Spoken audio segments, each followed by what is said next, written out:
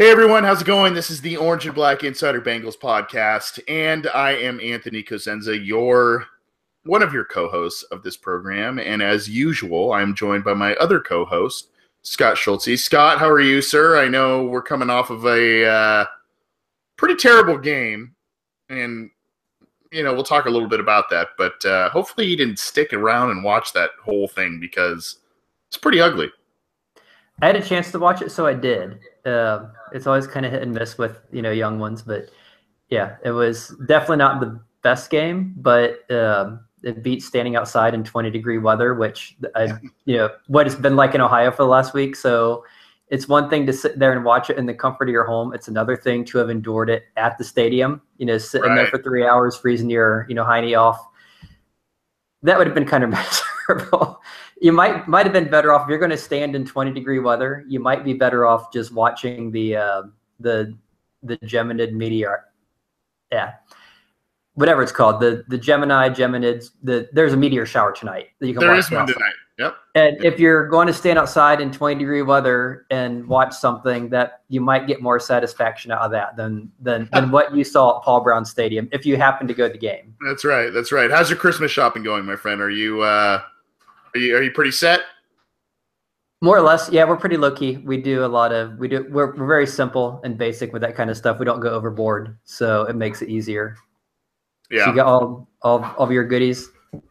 No.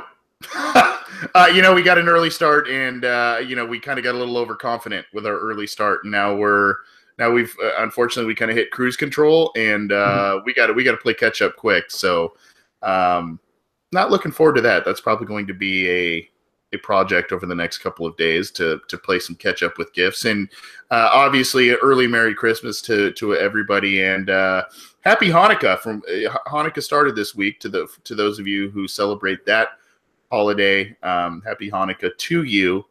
Unfortunately, the Bengals have not made this holiday season very memorable, very enjoyable.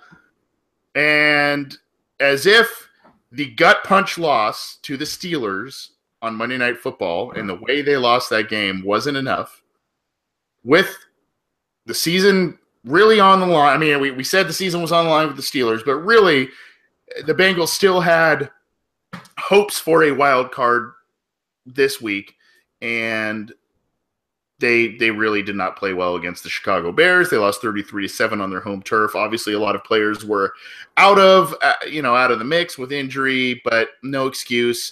Seemed to be an inferior opponent, and the Bengals looked like The Walking Dead.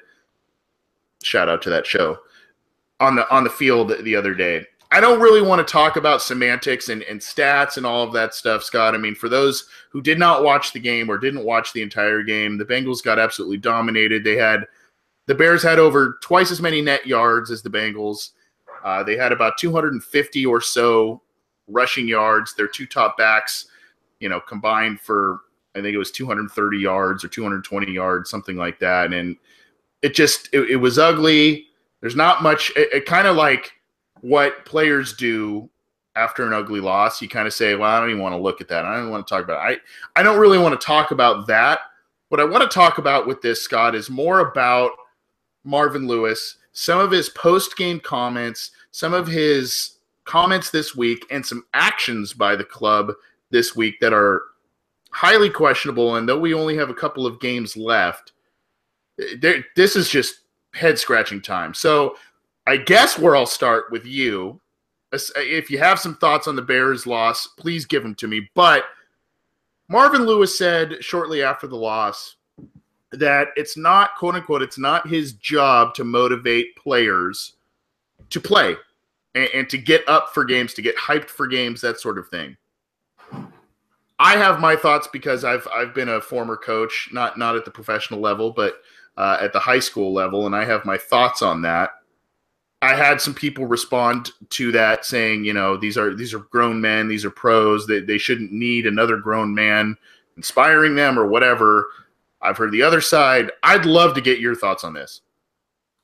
I'd say Marvin Lewis is absolutely right, and he's absolutely wrong. If you look at these guys are professional athletes. Obviously, they're paid millions. Some are paid hundreds of thousands. Whatever, they're paid a lot of money. this is their career, their livelihood. This is what they do. That being said, I would venture to guess most of them have a personal trainer, a fitness workout person. The Bengals obviously have one. These guys obviously know how to work out. They know how to do bench presses and reps and all that kind of stuff. But yet, when they work out, more often than not, what do they have with them? They have that guy, that trainer who's with them. And what is that guy doing? He's doing the thing that Marvin Lewis just said these guys don't need done. That's the guy's pushing them.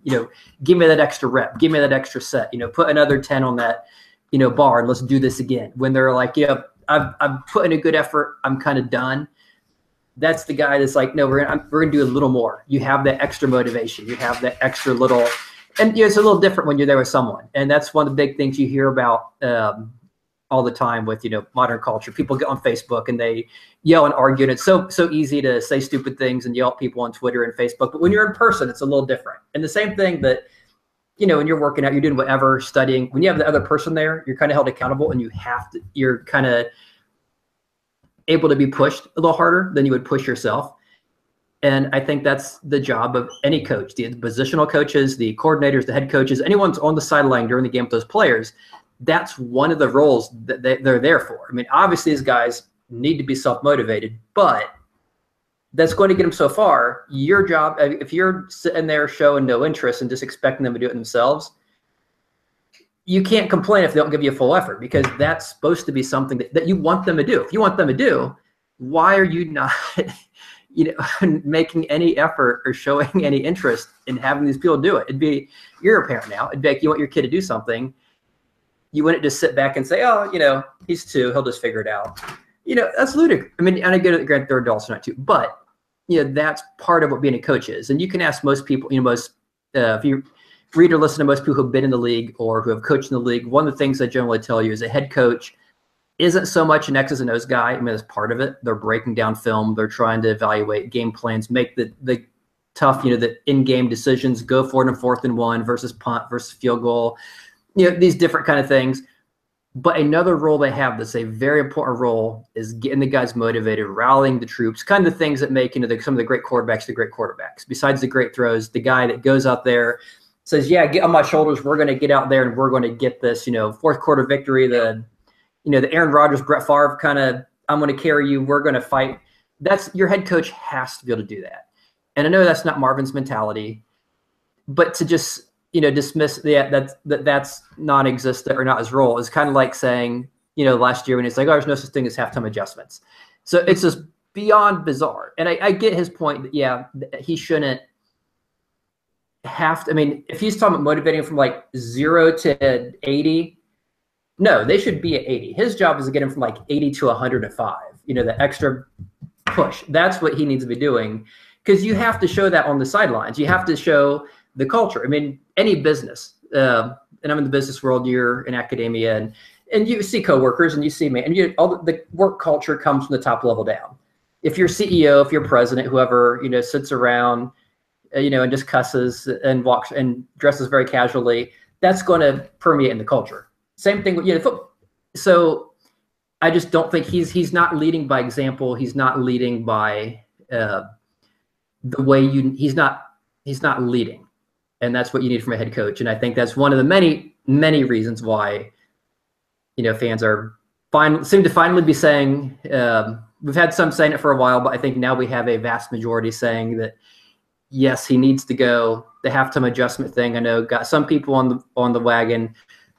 This is just one more thing, adding more people. And I'd be surprised at the end of the year if there's anyone not related to him who isn't saying it's time for him to be heading out. Yeah, and I kind of have my own thoughts on this, and well said on your part.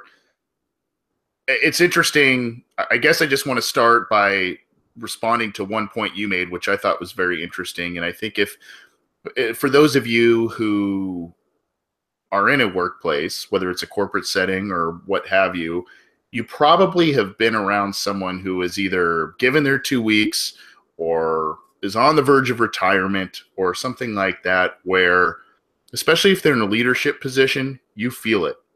And you catch the vibe that, yeah, I don't know that you want to say they've checked out, but they've got other priorities going on and they've got other things on their mind. And I almost wonder if that's where Marvin is at, and we're going to talk a little bit more about that with some comments he made in the middle of this week, based on his coaching status and the upcoming foe with Mike Zimmer and the Vikings. But as I mentioned, I coached for a number of years.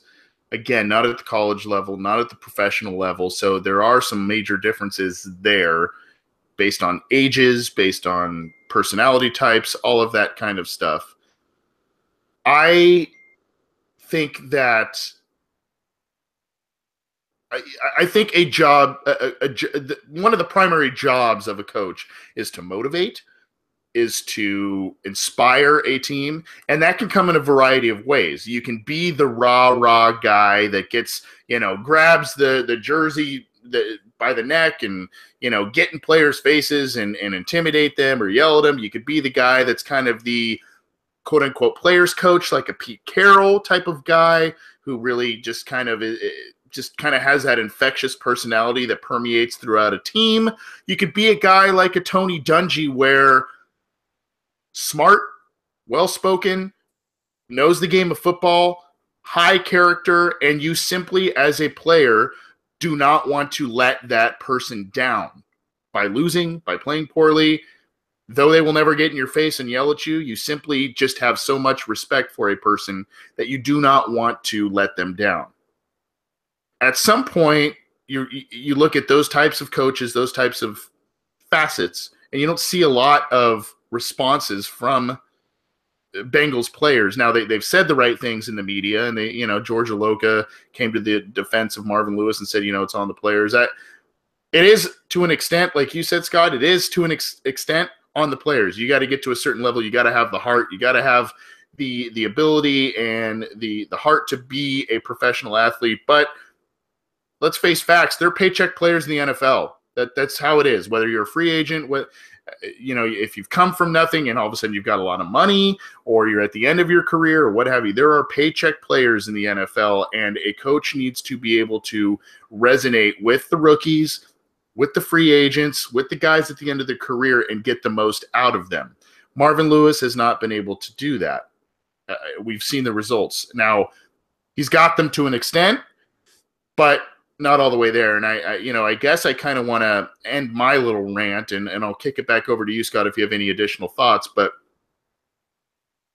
Marvin Lewis has been a guy who's been a big, let's keep certain guys, especially after the mid 2000s when the Bengals were known as kind of the bad boys of the NFL. He's been kind of the let's hang on to locker room guys, and he relies on some of these veterans. He relies on some of these high character guys to be leaders of the team. Domata Pecco, Andrew Whitworth, Robert Gathers, Michael Johnson. I mean, the list kind of goes on and on. Carlos Dunlap. I mean, there's a lot of guys, and they are good guys to rely on within a locker room. However, it's almost as if Marvin Lewis has kind of said, he almost has kind of just given that baton to players and said, you guys do this. I'll do my thing, and I'll get with the coaches, we'll draft guys, all that stuff, but I'm gonna lean on veteran players very heavily for this type of thing, and I'm going to take it kind of off my plate. I think that needs to be a two-way street, because in the end, you are still talking about guys in their mid-20s, late 20s, early 30s, depending on who you ask. They haven't figured out who they are necessarily in life, even though they have prominent professional football positions. But in the end, you're still talking about guys in their 20s trying to lead guys that, are just a little bit younger than them. I think it needs to be a bit of a two-way street where, lean on some of these locker room guys, but in the end, I'm the guy that's going to inspire you. What do you think, Scott?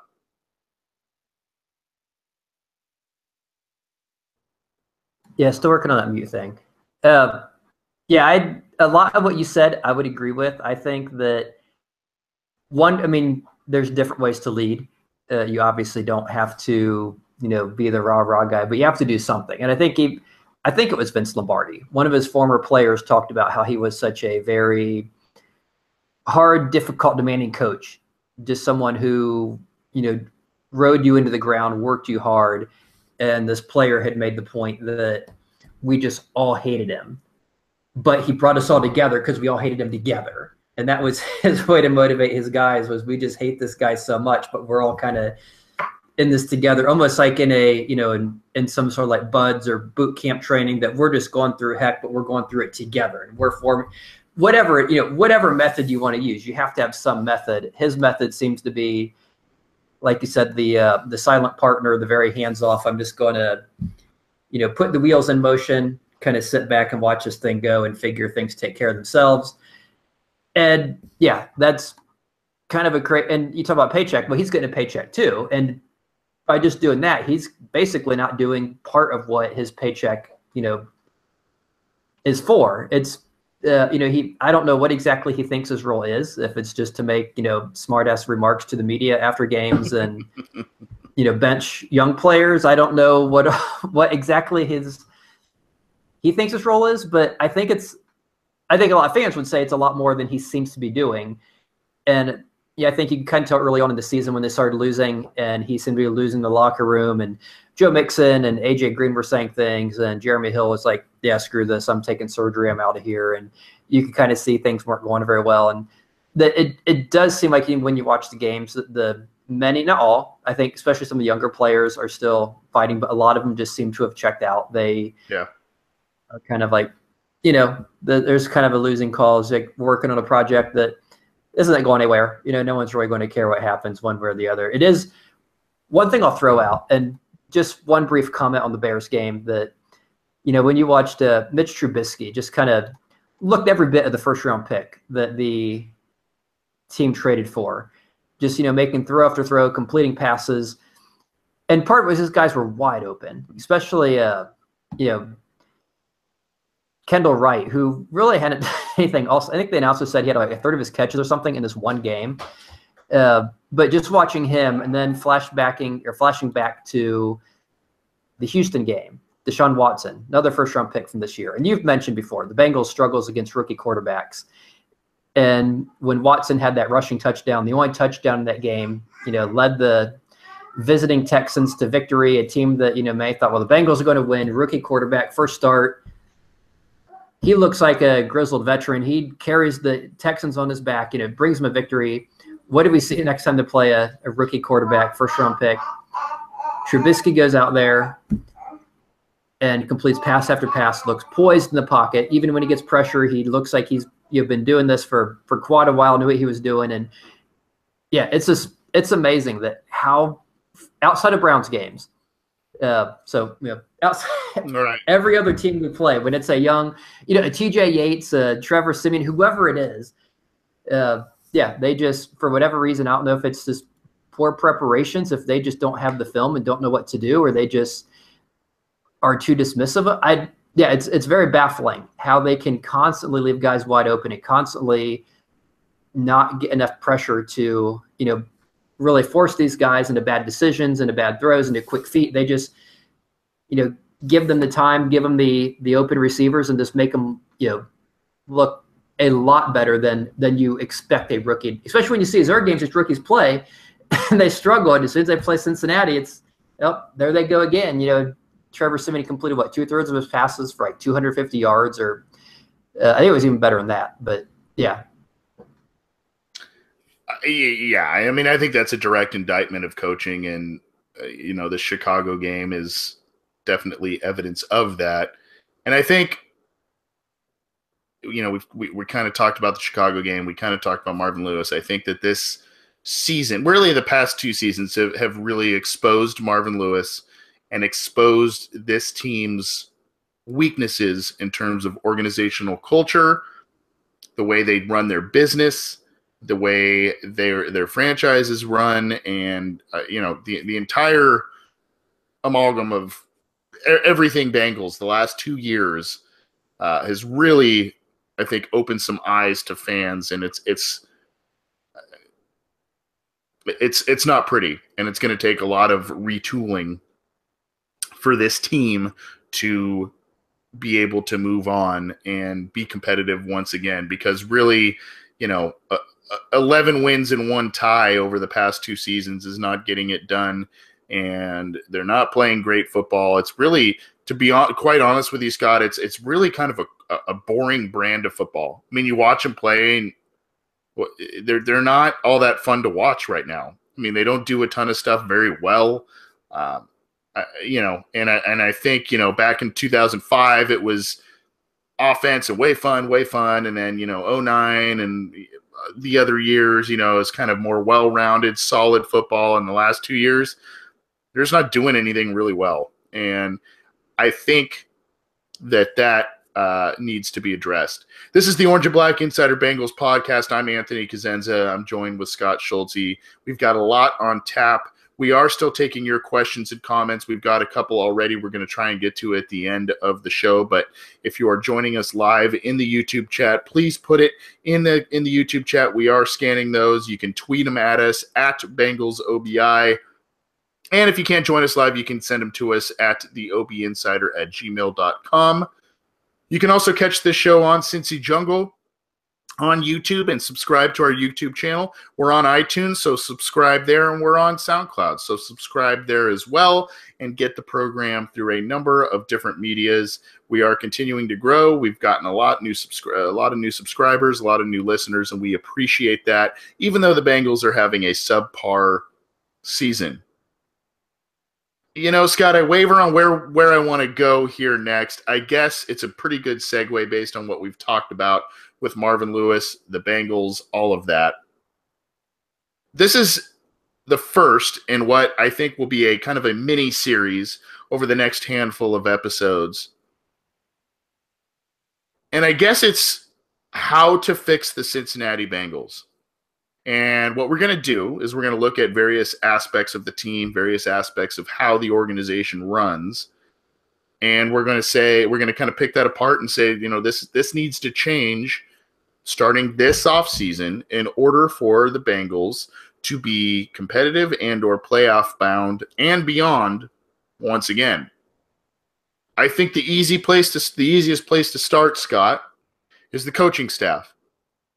And the idea I had was that, a lot of people are saying get rid of Marvin. Well, I think some of the issues in terms of staleness in the locker room, staleness of messages, lack of development of young players, I think it falls beyond Marvin Lewis.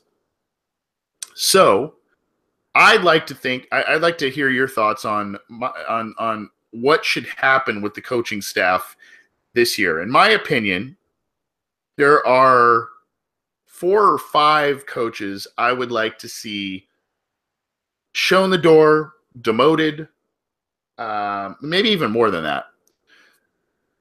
Marvin Lewis, he's not going to be fired with 3 games left and one in the last year of his contract. He's, it's just not going to happen. I think he's just gone regardless. Okay.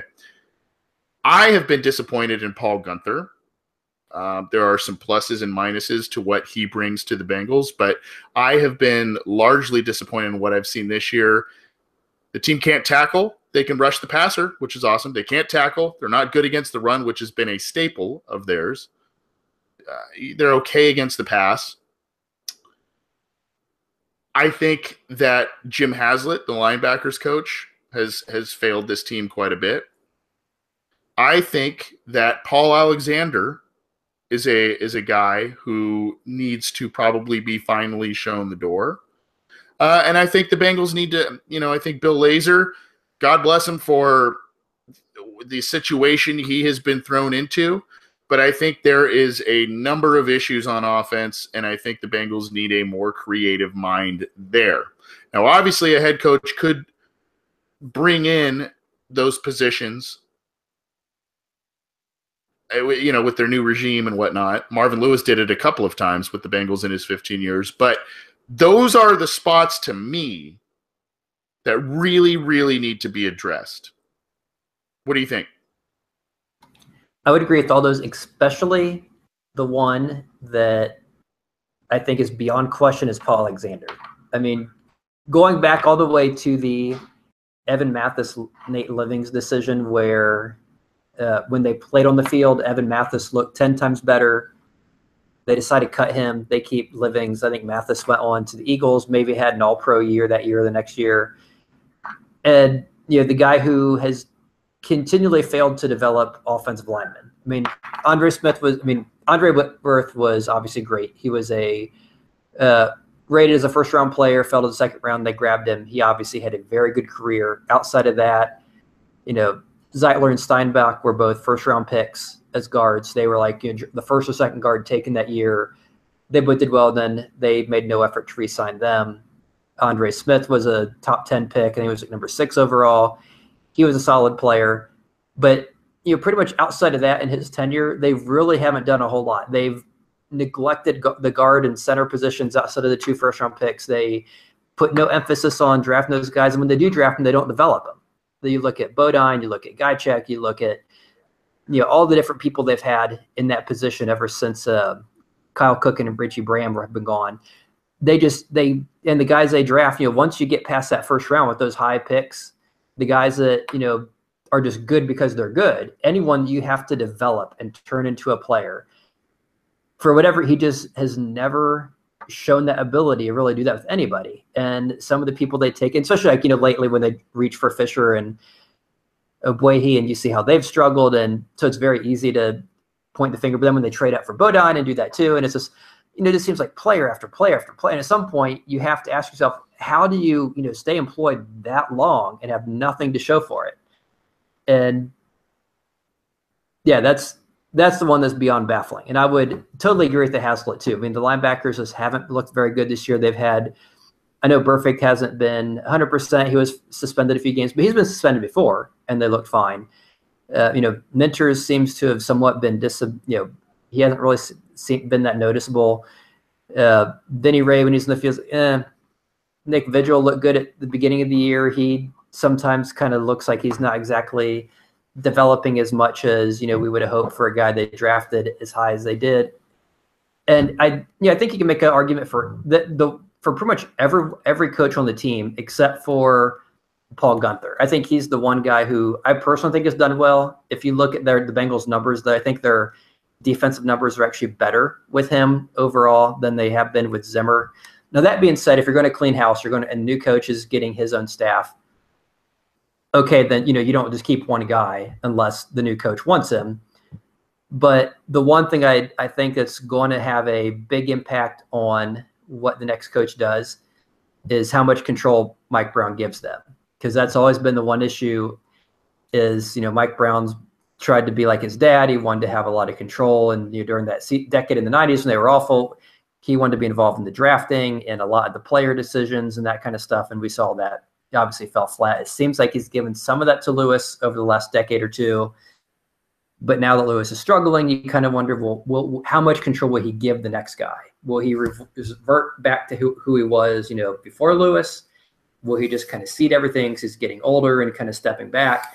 And I think that's going to be a big part of it and that might even affect who we even get as a coach. Because if he tells the next coach that comes in, hey, I want to say on these 10 things, and the next coach might be like, well, forget that. I'll just go somewhere else. Because I think there's definitely going to be our positions open in the league. And if you're a hot commodity coach who has many offers, many interviews, you're probably not going to go somewhere where the owner wants to be involved in everything if it's something that would affect what you think you can do as a coach and could limit your ability to win. So I guess it's kind of beyond your question. I guess I would agree. Anyone not named Guenther, I think there's a justifiable reason to get rid of. And if they get rid of him too, I understand, because the new coach needs to be able to bring their own whatever in. If you expect this guy to win and you expect him to win his way, you have to give him the freedom and flexibility to do that, whoever it is and whatever way it's going to be. So great thoughts. And you've kind of sold me a little bit on the Guenther thing. I'm going to say this about Paul Guenther. I guess why I'm sour on him is I've seen regression in certain areas. I've seen progression in other areas. Last year a big thing was they couldn't get to the passer. This year they did a great job at that. They've been one of the top teams in doing that. So I got to give him credit there. I guess I don't like the idea of him being an in-house candidate to replace Marvin Lewis. I guess I don't like that idea, and maybe that's kind of bugging me a little bit. But playing into your corner and not into mine for Paul Guenther is, there is a little bit of a continuity and a scheme continuity type of thing there where, all of a sudden if you get a guy like a Keith Butler from the Steelers or somebody from, Matt Patricia from New England where they run these diverse schemes and 3-4 fronts and all of that, the Bengals currently don't really have the personnel for that. They have Geno Atkins, a guy who, is not a 3-4 type of player. They've got other guys, so I guess I understand that from, hey, at least from the critical pieces on defense, Vontaze Burfict, Geno Atkins, Carlos Dunlap, Paul Guenther sticking around as defensive coordinator makes sense, but I think there needs to be a purging of a lot of different coaches. And I want to play to a point that you mentioned, and as well as from K Rhodes in our YouTube chat. He said Paul Guenther is riding the coattails of Mike Zimmer's success. Yeah, a bit. And this defense has regressed a bit since Mike Zimmer. We'll talk about Mike Zimmer in just a minute as well. But yes, but I think that's the problem with a lot of these guys on this coaching staff. I think they're going back, and I really, really look at the Paul Alexander point you made, Scott. You look back in 2004, 2005, and parts of 2006, Paul Alexander had it easy, man. He had Levi Jones, a first-round pick, a top 10 pick, I believe, when the Bengals drafted him, who ended up being a Pro Bowl alternate. He had Eric Steinbach, another guy who's a Pro Bowl alternate, a second-round pick, borderline first-round pick, because he was the first pick of the second round in 2003. He had Rich Bram, a guy who was a veteran center and was the best center the Bengals had and have had in quite some time. The Bengals brought in Bobby Williams in 2004 in free agency, a former second-round pick and a guy who was great for the team, and a borderline Hall of Fame player in Willie Anderson at right tackle. What did he have to do to coach these guys? He didn't have to do anything to develop them, to coach them. These are great. Yeah, you can hone some skills and all of that, but these are guys that's why a guy like Rudy Johnson set franchise records on the ground. That's why Carson Palmer had so many fantastic seasons passing the football. Basically from 2003 through 2006, he had a phenomenal offensive line. Then you look at guys that he tried to develop. Stacey Andrews. Oh, boy. Nate Livings. Oh, boy. And then you got Jake Fisher. You got Cedric Ogbuehi. You've got the centers that you mentioned. And that goes back to Jonathan Lewigs. That goes back to Gajacek. That goes back to all kinds of players. Now you look at guys, hey, we're really big on Trey Hopkins. And a lot of people liked what they saw from him in preseason. He's been a mess, okay? This is a guy that is not – and if you remember a while ago, I know a college football coach who says that Paul Alexander is one of the preeminent offensive line coaches and minds in the eyes of coaches nationally.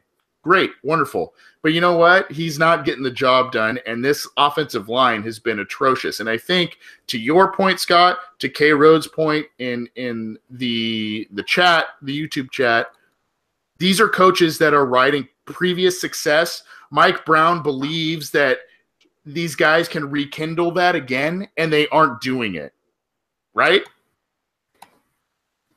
Yeah, and I think if someone's saying Paul Alexander is a great coach, I think there must be a second Paul Alexander. Kind of like how there's two Steve Smith wide receivers. There was the guy for the Giants and the guy for the Ravens who was with Carolina. So There must be a second one somewhere.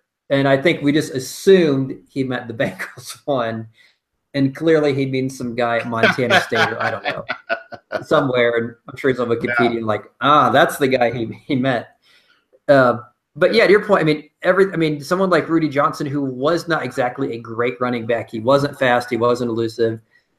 He was kind of powerful, and you had the big line where you had those big holes, and all you do is run right through it, and you'd get 5 yards before contact.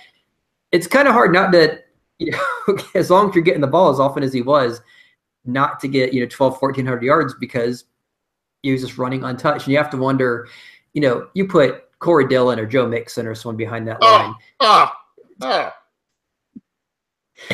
Instead, they get the lines that are just, total garbage. And the funny thing is, you look at the offensive line this year, and my last point before I move on. The two best players, I'd argue, on the line this year, the one you mentioned,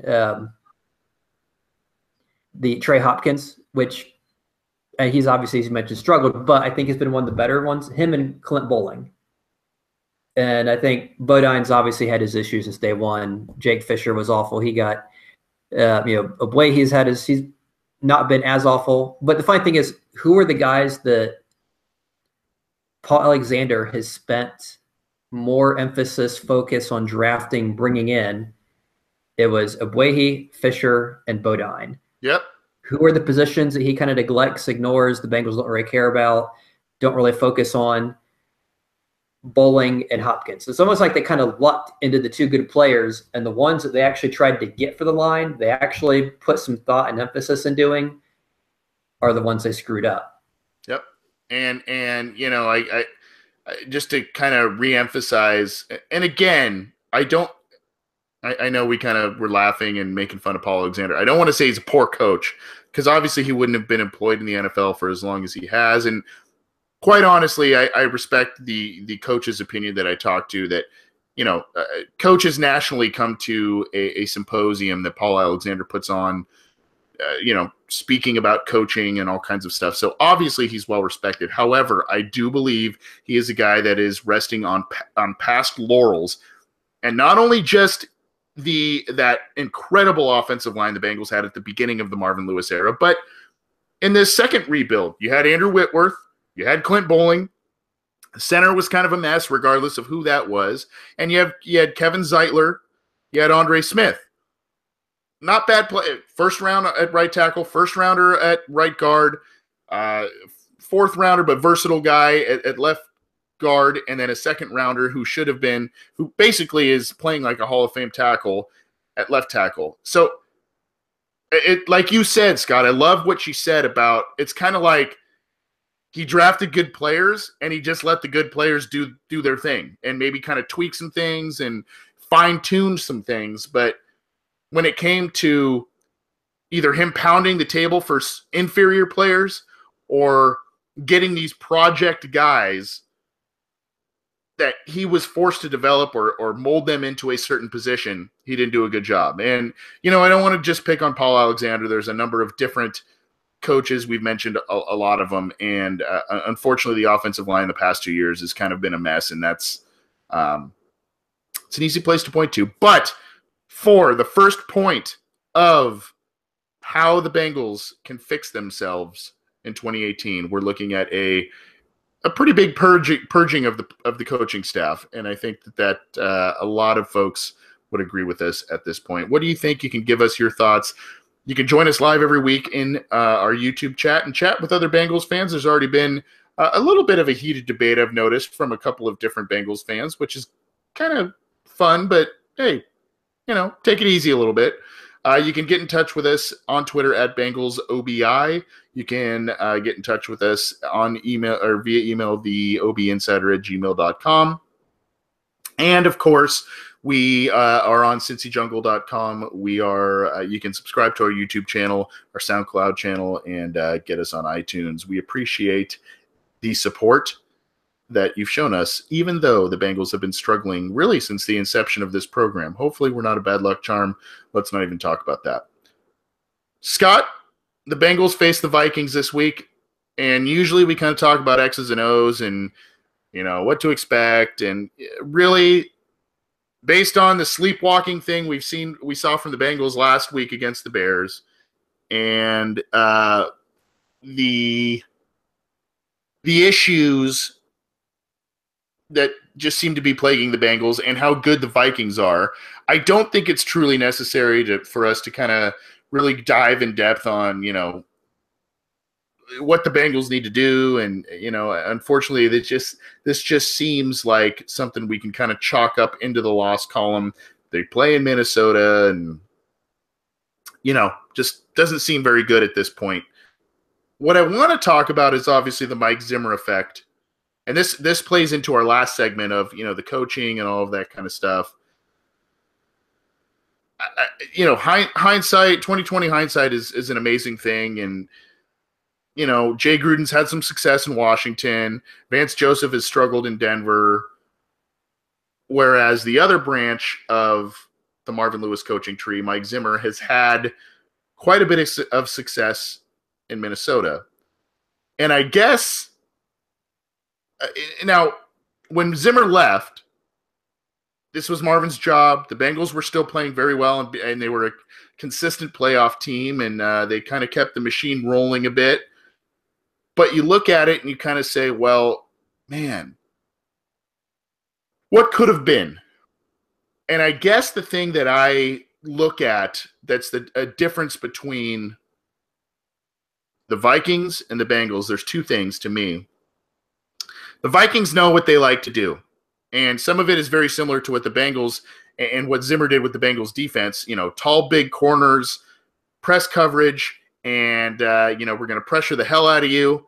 We're going to pressure the hell out of your quarterback, and we're going to make just enough plays on offense to win games. And sometimes it may not be sexy, but sometimes that doesn't matter as long as you get into the playoffs, and who knows what happens. But the other thing is I see Zimmer do what Marvin Lewis and the other coaches we just mentioned can't, and that's getting the most out of certain players that maybe marginal players. And I look at Case Keenum, a guy who was a phenomenal college quarterback, hasn't done much into the pros until this year, and he has played phenomenal football in the wake of Minnesota having so many quarterback issues. I guess, to me, that's the difference between this year's Minnesota Vikings and this year's Bengals. And how much do you attribute that to Mike Zimmer? Yeah, I think it's hard not to give him a chunk of credit, because it's not just him. I mean, you look across the board at what the Vikings are doing. It's not like, they're just stacked with all this. I mean, they obviously have good players, but, their top running back, Dalvin Cook, went out after week 4, and they're still doing really well. They're down to their third-string quarterback, Case Keenum, just journeyman who did absolutely nothing last year for the Rams. And, he's looking like, Brett Favre that they had, 8 years ago when he had his last, kind of hurrah. And wide receiver, they, this undrafted guy, this Adam Thielen and Stefon Diggs, who was like a fifth-round pick. And it's just kind of amazing. You kind of go up and down their roster, and for the most part, it's not like a collection of all-pro. I mean, they're playing like all-pro, but it's not like they are just this absurd, like, wow, like no wonder they have so many wins. They're just, up and down, all these first-round picks and great talent. But whatever it is, he is doing what Leslie Frazier couldn't do, and it's a lot of the same players. But you look at the results, and whatever he's doing is working, because you look at their defense. Before he got there, they had some good years, and then he got there the last 3 years in points. They finished 5th, 6th, and 3rd. I know he's not a defensive coordinator, but clearly he's getting something turned around there. And the things we were talking about earlier, the things that a coach does, how the coaches kind of they lead by example, the different things they do, and those are the things that it's amazing that you see that whatever he's doing. And you saw the fans, kind of saw this on Hard Knocks, and players I think had mentioned it in different interviews and stuff, that they liked the things he was doing as a coach. I mean, the people really liked him as a coach. The players liked him. He seemed to be doing the right kind of things, the things that we kind of complain that Marvin Lewis isn't doing. And so I think that's one of the big issues we have is, and the thing, like you said, when he left after the 13th season. They went to 3 straight playoffs. They won 9 games, 10 games, 11 games. And obviously, a lot of fans didn't want to see him go. They wanted to see him or Hugh Jackson become the next head coach. He left. They went and won 10 and 12 games and 5 straight playoffs. So it's like, okay, we lost him. They weren't going to get rid of Marvin Lewis. When they went to 3 straight playoffs and were getting better every year.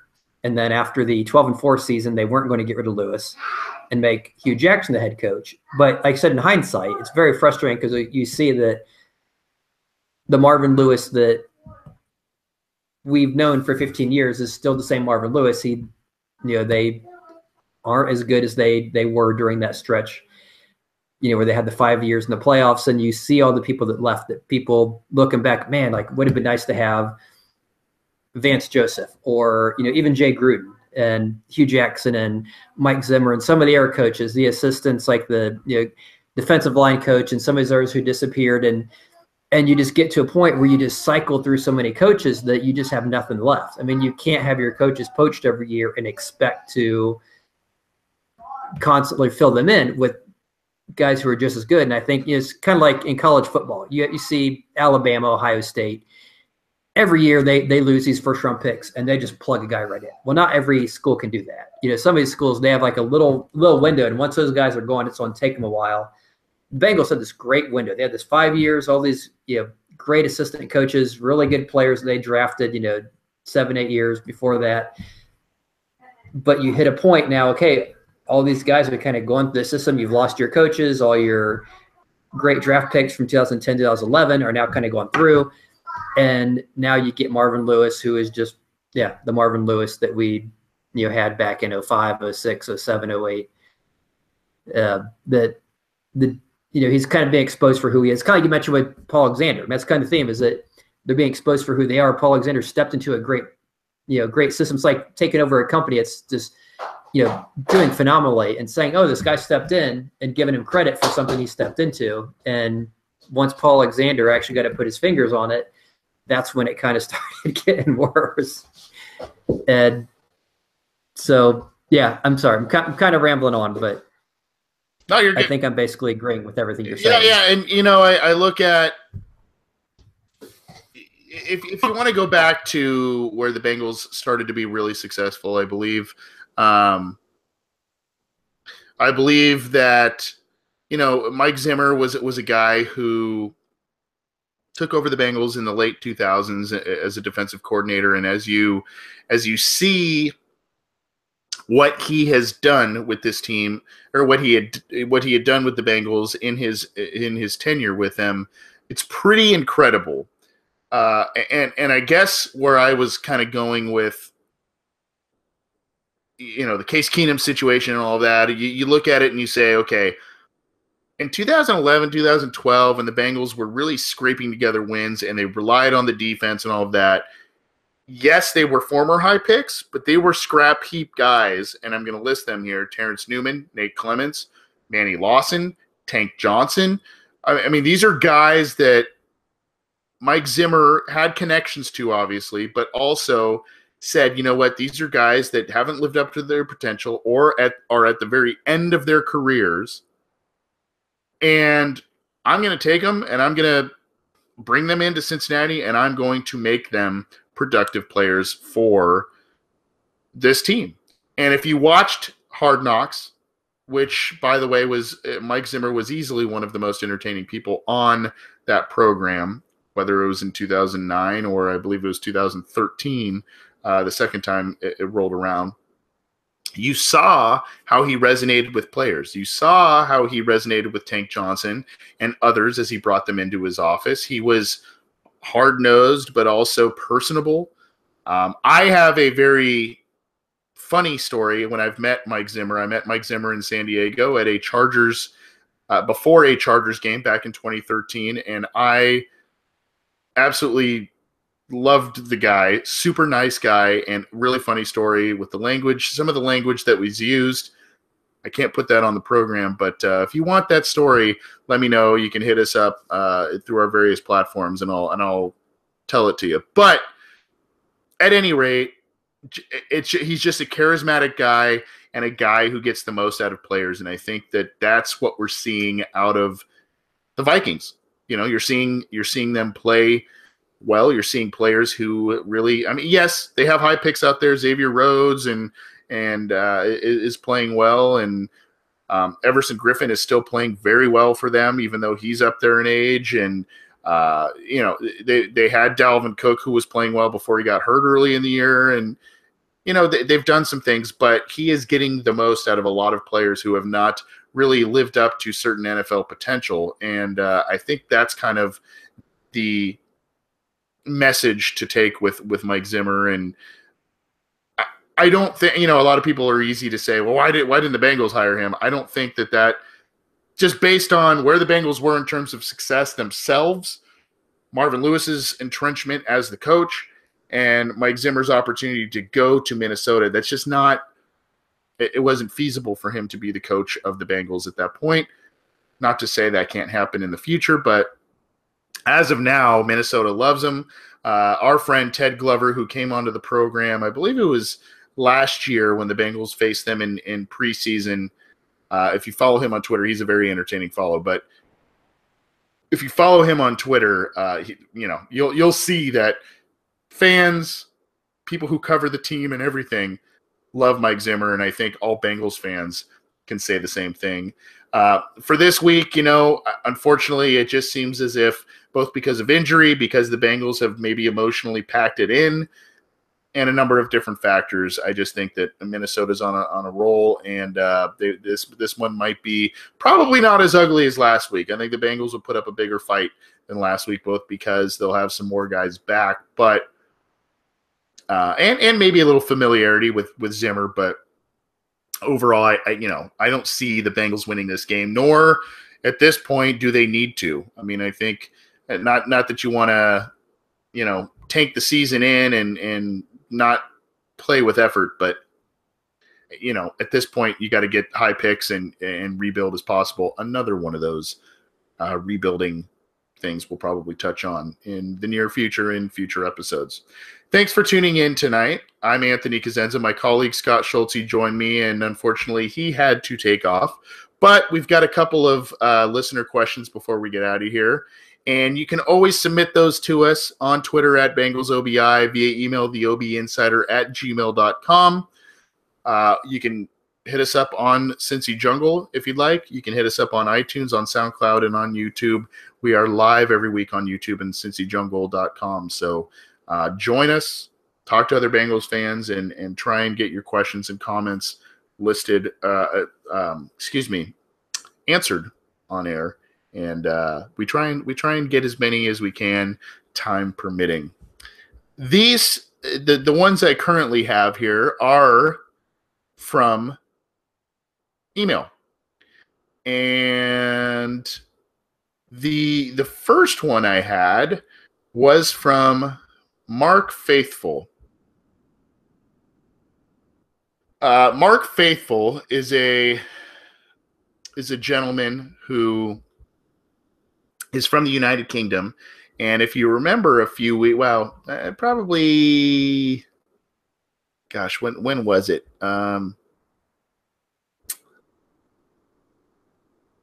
It was the opening game. That's when he went to. It was the opening game against the Ravens when the Bengals absolutely laid an egg. Andy Dalton threw, I believe, 5 interceptions and just a mess of a game. Well, I guess that wasn't enough to keep Mark away from Paul Brown Stadium again this week. He emailed us shortly after the game saying, just came home from watching the Chicago game. I'm speechless as a result of the lackluster performance and don't want to hear blame laid on the absence of a few starters. You're not alone. Why is it that we continue to get beaten physically and mentally every season by the Steelers, then go into some form of trauma that impacts extended periods of the season thereafter? I am fed up with the same old story, fed up of being bullied by the Steelers. Being UK-based, I'm no expert on the coaching process, but something has to give in terms of the mental approach this team takes into big games. I have always supported Marvin Lewis, but this season has me finally accepting the need for major change across the coaching ranks. We have so much talent, and to see it wasted because of poor management is unacceptable. And don't get me started on the subject of John Ross. Very appreciative of the last sentence of the email saying, doing a great job, Anthony and Scott, and Merry Christmas to you and the Cincy Jungle team from across the pond. Great email. Now, I don't want to repeat myself a bunch because some of that stuff we talked about with potential ways to fix the franchise and the coaching situation and all of that. I'll say this, and not to cut Mark's question or email short necessarily, or the answer short for it. But I will say this: I think that they need to have the Bengals need to, whoever their next coach is, they need to hire somebody that has had some significant success. Either I'm hesitant at the college ranks, but I mean there are guys that have come into the NFL and done well.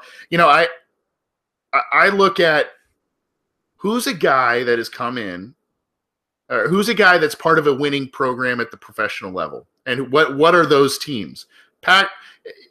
And if you look at the playoff bracket, almost every year there's at least 4 to 6, if not more, of the same teams that are in every year. Green Bay, Pittsburgh, New England. I wouldn't say Dallas. There's the handful of teams every year that are in the playoff picture, right? So those, to me, I would poach those teams of coaches. Now, right or wrong, I don't know, but at least they have an idea as to this is how we run things. This is how this team won X amount of Super Bowls under my tenure, or X amount of playoff games under my tenure, and this is what we need to do. And I think there needs to be a clear organizational plan as to this is how this is going to happen.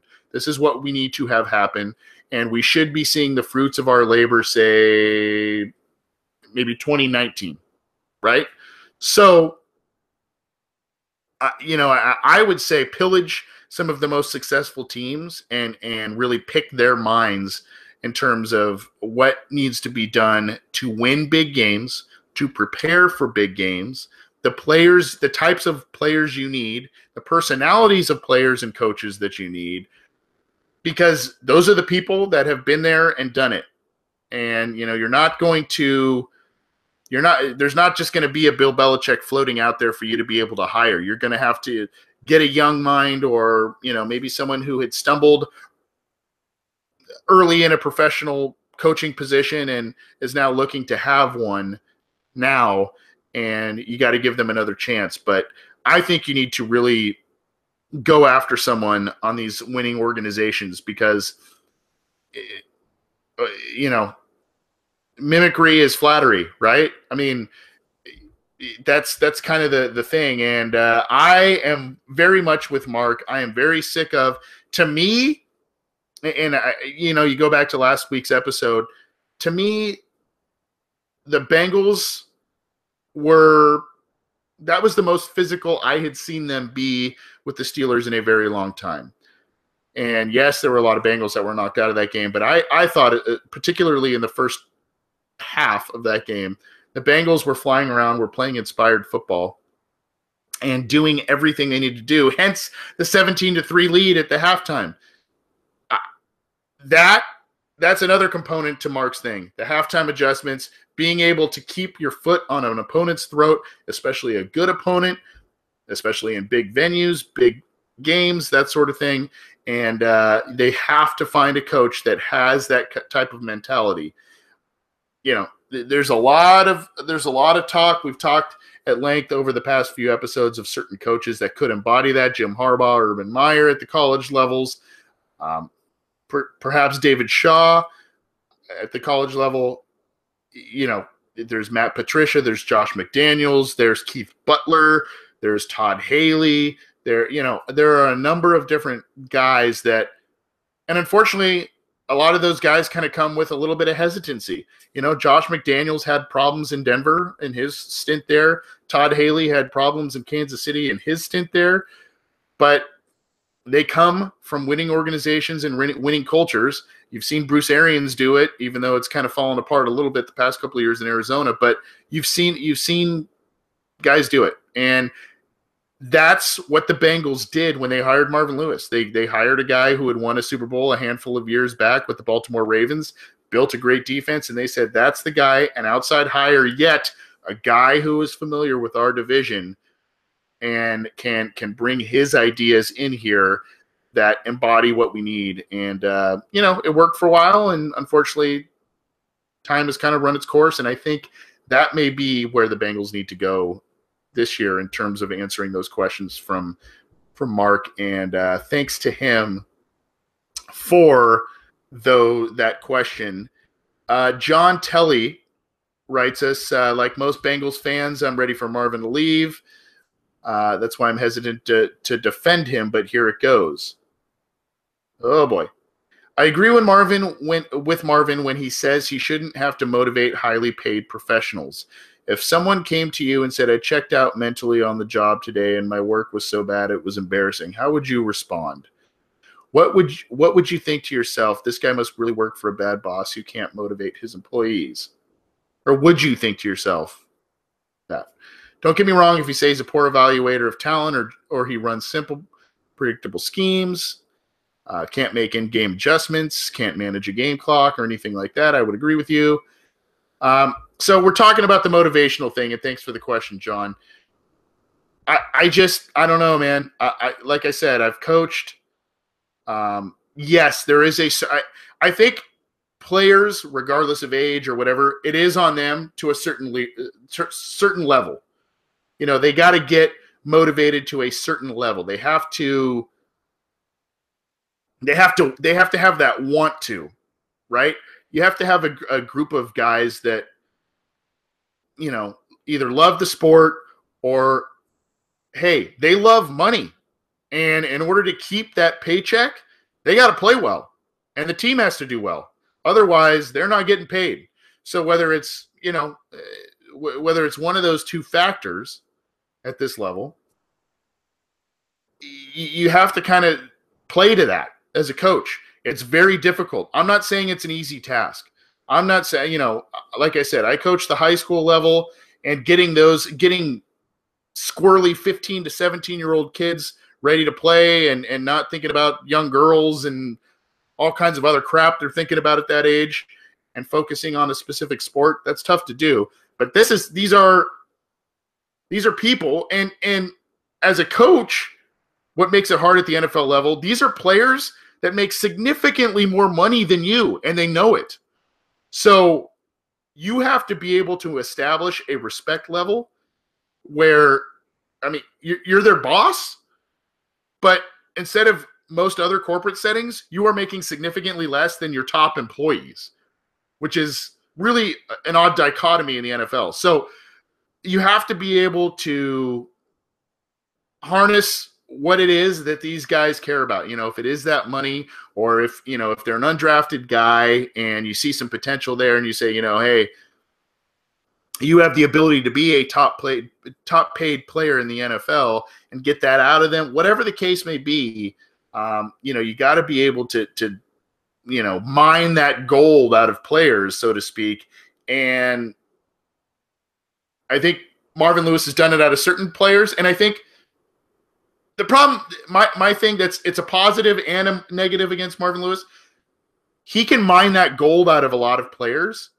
The problem is once he mines that gold, those players get complacent. And I think, you know, yes, Chad Johnson had a string of years where he was very, you know, very productive, but he was a guy that, you know, 2003 when Marvin came in, he was all about football. And I think for the most part, Chad was all about football as well. But towards the end of the career, it was about marketing. It was about money. It was about being flamboyant and all of that. Yes, he was passionate about the Bengals doing well, but I think the thing that Marvin does is, hey, I got this thing. I found your kind of your hot button, and he pushes it, but he can't keep the finger on the trigger there. And I think that's what the next coach needs to have for the Bengals and what they do. He needs to be a guy that can kind of keep that finger on the button and keep continually giving some of these guys that don't have necessarily the innate drive to continue to be great. And that's it's a hard thing to do. Don't get me wrong. I'm not sitting here saying, you know, Marvin has an easy job and he's kicking his feet up on the table and whatever, but that is the job of a professional coach. That bottom line. And a lot of people don't agree, but I really think that, you know, there are guys that get paid and they kind of go, okay, they go through the motions. Well, who's the guy that says, well, you got paid, but either you're not playing, whatever that is, whatever that conversation is, and however it goes, there needs to be someone there to continue to push that person. And, unfortunately, I think Marvin Lewis is the guy that kind of pushes them initially out, pushes that car out of the mud, I guess, if you want to say that, but doesn't know how to continue to push it. And I think you're starting to see that with a lot of different aspects on this team. Just my 2 cents. And, I appreciate the emails there. Great emails there. I think we had one more I'm going to try and get to if it's not too. Okay, here's one that is from Kevin Evans that we haven't talked too much about tonight, and it's basically why is Andy Dalton throwing deep passes on his back leg? I noticed in the game during Chicago, he underthrew Josh Malone and what could have been a touchdown. Unfortunately, Kevin, this is something that we've seen quite a bit from Andy Dalton, and part of it is his fault, part of it is not. I've seen him throw touchdowns off his back foot that have, you kind of say, oh, that's not going to be good because he's off his back foot, but he's either thrown a pretty good ball or the receiver has made a good play. Usually it's A.J. Green that adjusts and makes a good play. I can remember early in the season that he threw one off his back foot that was kind of an throw to Josh Malone, not the one that this week, but a few weeks back, that ended up being a touchdown. I think it was against the Colts. So there are times that he does that. Now, I think that offensive line play has a lot to do with it, especially over the past 2 seasons. But I also think that sometimes Andy Dalton, when he either senses pressure or senses phantom pressure, he kind of forgets his mechanics at times. And that's why sometimes in these important games, when he's been pressured, Steelers, Ravens, etc., you see him throw a ball that's high. You see, and it gets tipped and intercepted, or what have you. I think sometimes he just kind of forgets some of those mechanics. I think Andy Dalton at sometimes, believe it or not, may have a little bit more confidence in his arm and his playmaking ability than maybe he innately has. And sometimes backyard football thrown off the back foot, sometimes it works. It just works. And he's got confidence in his receivers. So I think that's why you see him sometimes throw off of his back foot. Unfortunately, he's just not one of those top 5 quarterbacks that can routinely do that, and you expect it to be like, hey, it doesn't matter, it's going to be a great throw, or hey, someone's going to come down with it. It's just not the case. So, I think and I'm not smart enough to be in that quarterback room to tell you exactly what's going on, but these are some of the things I see. I think it's pressure. I think it's sensing phantom pressure. I think it's confidence in his wide receivers and maybe overconfidence in his wide receivers, and a little bit of overconfidence in his own ability to be able to throw something up and think he can put more on it than he actually can. And I think it's just kind of a combination of factors, and it's a shame because when you look back to 2015 Andy Dalton, obviously before he was injured, he wasn't doing a lot of there are things in the last couple of years with Andy Dalton, not only the back leg throws, that you didn't see from 2015 Andy Dalton. I think obviously offensive line is a huge component of that, but 2016 and 2017 Andy Dalton is get the ball out quick, get it to a receiver, and hope for the best, right? 2015 Andy Dalton was sit in the pocket, kind of get cute, sometimes some creative, cute plays, and sit in the pocket, go through progressions and make plays. That's not what's happened the last couple of years. And I think obviously that has something to do with the offensive coordinator turnover, but also the offensive line. And it's a shame. I think the Bengals have let him down, particularly this year with Whitworth and Zeitler being allowed to leave. But kind of what it is, and I think the other interesting thing, and I I love Andy Dalton, the guy, community guy, great character, family man, affable personality. I love the guy. I like the quarterback. I don't love the quarterback. I like him. A lot of wins, a lot of stats, all that kind of stuff. I think we know who Andy Dalton is at this point. What's going to be interesting is to see is who the Bengals hire as their next head coach.